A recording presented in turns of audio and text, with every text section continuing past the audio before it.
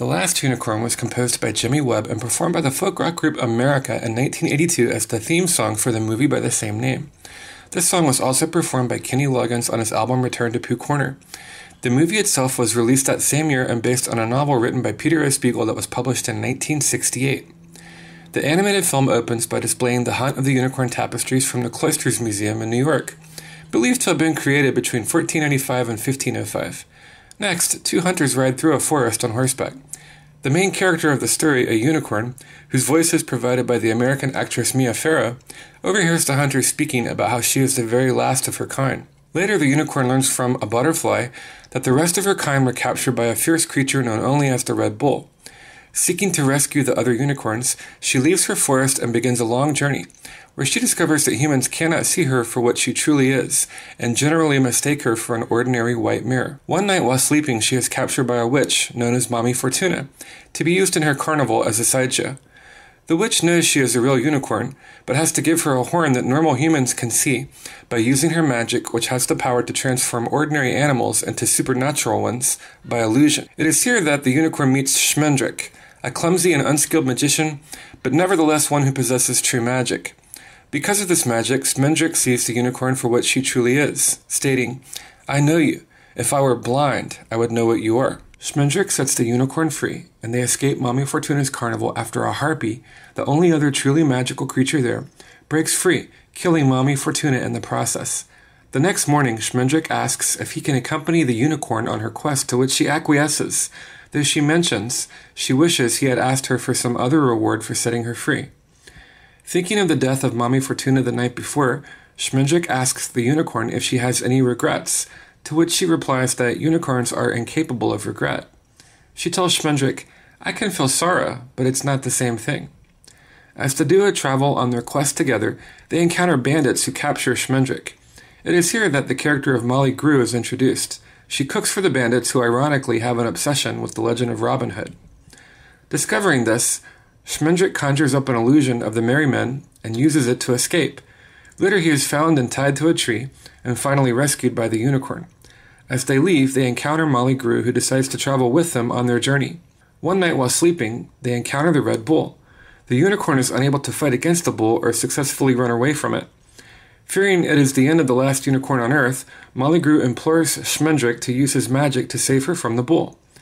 Lacking confidence yet compelled by the circumstances, the magician summons his resolve and chants, "Magic, do as you will," repeatedly. Eventually, the Red Bull turns and walks away from where it had previously cornered the unicorn. As Schmendrick and Molly look in amazement and disbelief, they discover the reason why. Where there was once a unicorn, now lies a human girl transformed by magic. The trio of adventurers uses this disguise to enter into the service of King Haggard, whom they had been told was the keeper of the Red Bull. In King Haggard's castle, Schmendrick introduces the unicorn, who is now in her human form, as the Lady Amalthea, his niece. She in turn meets Prince Lear, King Haggard's adopted son, who immediately falls in love with her. While searching for clues, Molly learns from a cat who talks like a pirate and has a patch over one eye, that if the unicorn stays in the form of a girl much longer, she will become fully human and never be a unicorn again. Meanwhile, the unicorn in her human form as the Lady Amalthea falls in love with Lear, and learns from King Haggard that he had the Red Bull push all the other unicorns into the sea. Discovering the path to the Red Bull's lair, Schmendrick leads Amalthea and Molly into a cavern, and Prince Lear follows them. After Schmendrick tells Lear the truth about Amalthea's true form, the prince replies, "Unicorn, mermaid, sorceress, no name you could give her would surprise or frighten me. I love whom I love." Witnessing Lear's unconditional acceptance of her, the Lady Amalthea breaks down and asks to remain human, telling him, "Don't let him change me.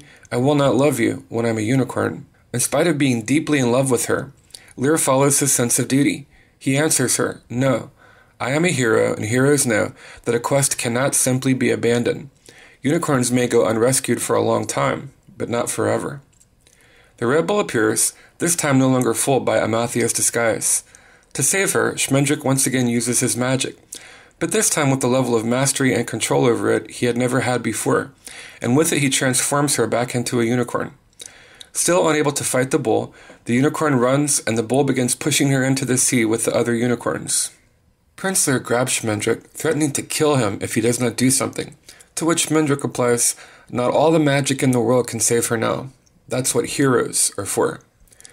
Realizing the truth of that statement, Prince Lear throws himself between the bull and the unicorn, sacrificing his life as the bull tramples him down. Seeing the one whom she loved with all her soul while she was human mowed down like a blade of grass brings a profound change over the unicorn's temperament.